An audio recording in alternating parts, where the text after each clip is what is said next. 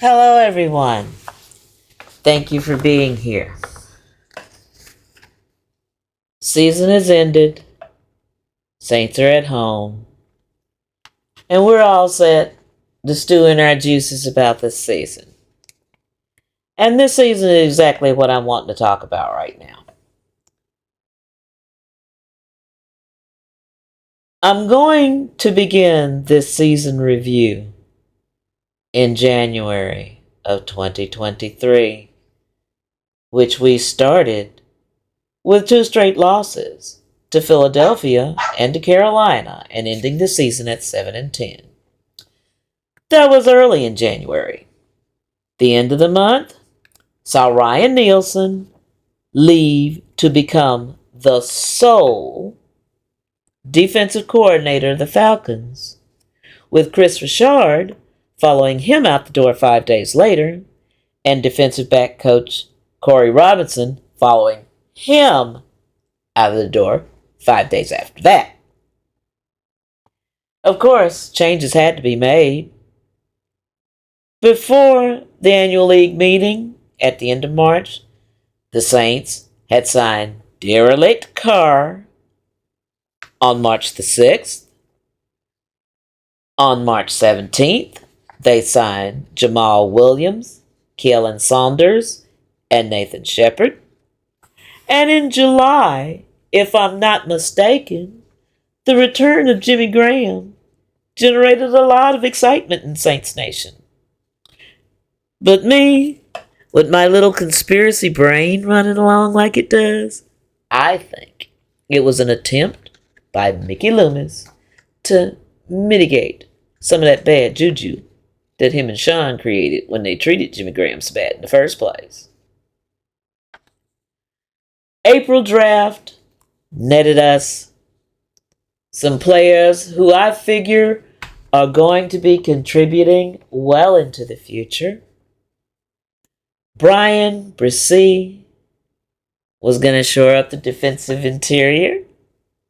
Isaiah Foskey will likely replace Cam Jordan when he retires. Kendre Miller was an exciting runner, but he was hurt when he came to us. Nick Saldiveri is supposed to help shore up the offensive line. Jake Haener for depth at quarterback. Jordan Howden to rotate at safety with May and Matthew and Abrams. And A.T. Perry to join an already stacked wide receiver room with Thomas, Shaheed, and Olave. May and June brought us OTAs, a cancer scare for Foster Moreau, and praise from Derek Carr for Shaheed and Olave, and a host of undrafted free agents to New Orleans in the coming weeks to try to make the roster. July brought us training camp, and with that, position battles.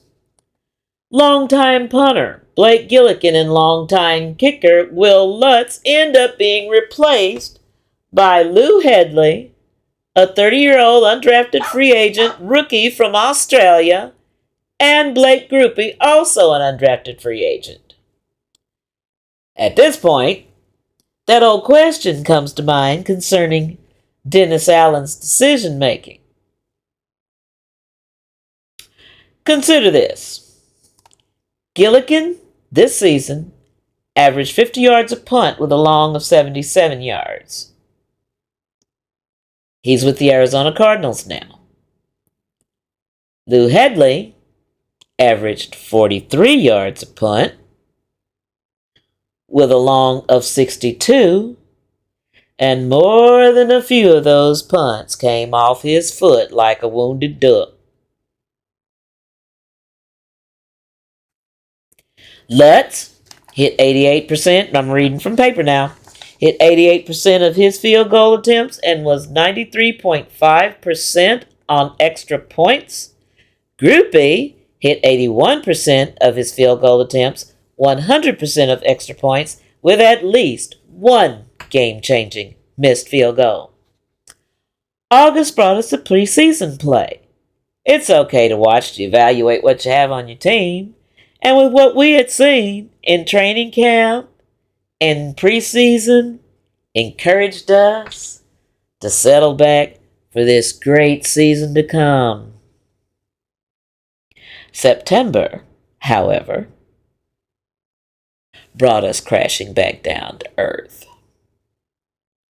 That expected offensive improvement and explosiveness never materialized, with the Saints scoring more field goals than touchdowns.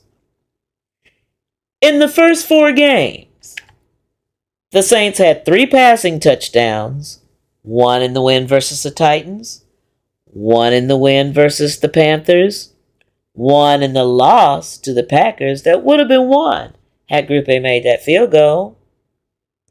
And to begin October, versus the Buccaneers, the Saints only scored 2 field goals. 6 measly points. This is 4 games. Titans, Panthers, Bucks, Packers.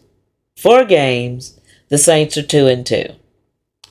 In my prediction, I also had them at 2-2, but I had them losing to the Titans and to the Panthers and beating the Packers and the Bucks.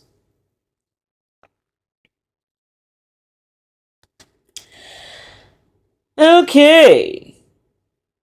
We had 2 passing, 2 rushing TDs versus the Patriots and goose-egged them. So many of Saints fans had higher hopes about this team going forward than was warranted or that the evidence that you had seen so far would suggest. The Texans game is where the wheels start wobbling on this team. The Saints weren't ever in that Texans game. They looked like they were sleepwalking throughout.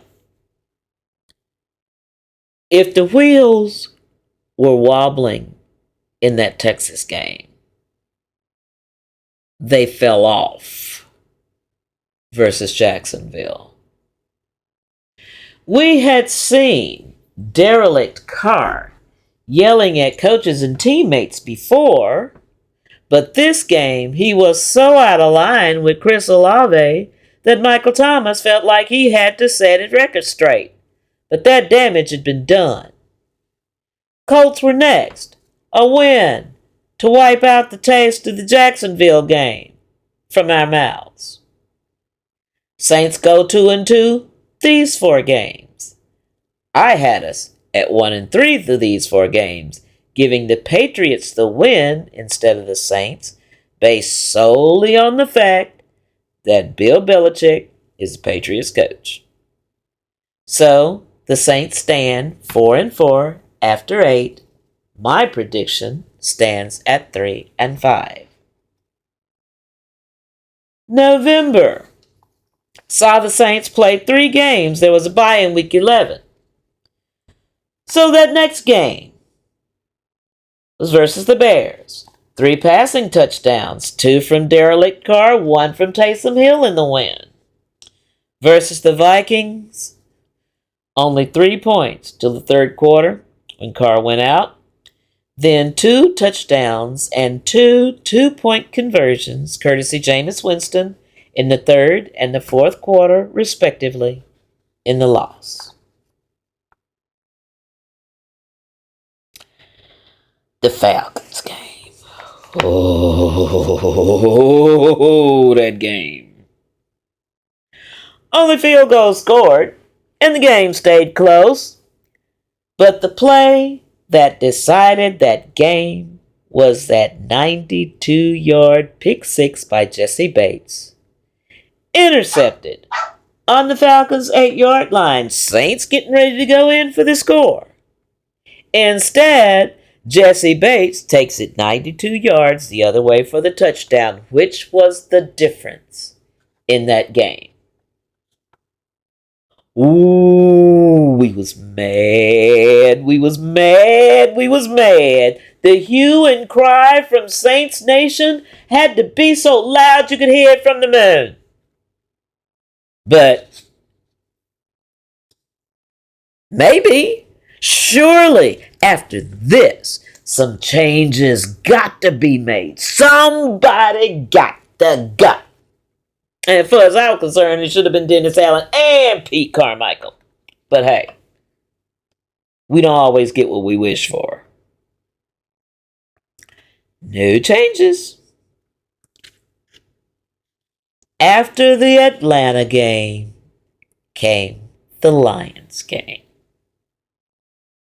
The game where 1/3 of the Superdome was empty. Gotham Saints fans that hold those tickets decided to stay home rather than subject themselves to that awful product that we've been seeing on the field. The game where the lower decks of the stadium was a sea of blue filled with Lions fans. The game where the crowd booed Derelict Carr whenever he came on the field. The game where the crowd started chanting, "We want Jameis. We want Jameis." I guess Dennis Allen had his petty pants on, so he gave the fans what they asked for. At the end of the game, for the kneel down to take the loss into the locker room. After these 4 games, the Saints were 1-3. I had them 2-2 in these 4. Of course, I would never, ever figure that they would lose to Atlanta out of a bye. 12 games now. After 12, the Saints are 5-7. My tally is also 5-7. December now. Home stretch. 5 games are left. And the Saints have to win out to make the playoffs. We begin versus the Panthers and hold them to 2 field goals while the Saints score 28. 2 pass TDs, 1 rush TD, and 1 defensive TD. Next, the Giants held them to 6. Next is the Rams. Oh, we had been salivating over the game, wanting to beat the snot out of the Rams to get some kind of satisfaction over the 2018 no call against them. Yeah. We lost by 8 points. But if you want to tell the truth about it, that game wasn't even that close. The points that we did score, the yardage that we did get, was fluff. And, of course, the Lions didn't have to do anything but play prevent and make sure they didn't get anything over the top. And they'd scored enough to win the game. And they did win.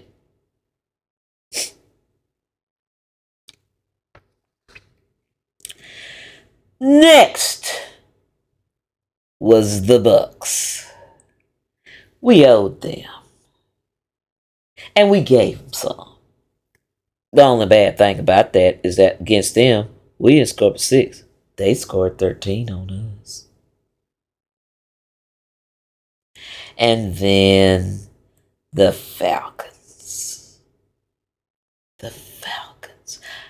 They didn't do anything so egregious that we owed them, but they are the Falcons. We always owe them.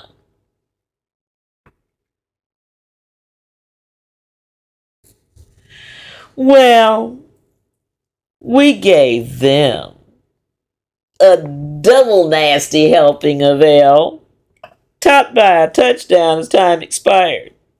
Saints go 4-1 these last 5 games. My tally is also 4-1. I called the Giants win, and the Rams a loss. and the Rams to lose, rather.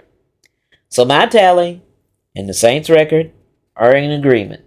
9-8 and out of the playoffs. I remember the Baghead days. Many of us are feeling that way now. I remember the years when we were just almost there and wasn't quite there. I remember the disappointment of the 2006 NFC Championship game, the anguish of the 2018 NFC Championship game, the way my stomach dropped to the center of the earth versus Minnesota in 2017 and 2019. Despair over the 2002 season. As bad as all those were, they don't feel nearly as bad as this. As the division and the uncoordination on this team. Yes, we had a winning season. We were supposed to with that cream puff schedule. No, we are not encouraged for next year. It'll all be different. Yeah, right. Dennis Allen is still going to be here. Mickey Mouse Loomis is still going to be here.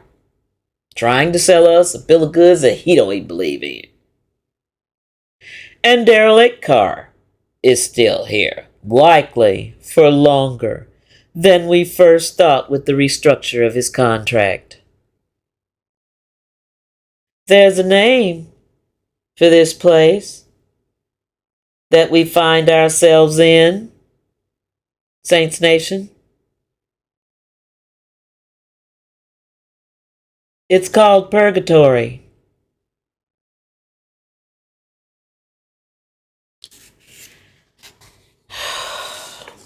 Thank you again very much for being here.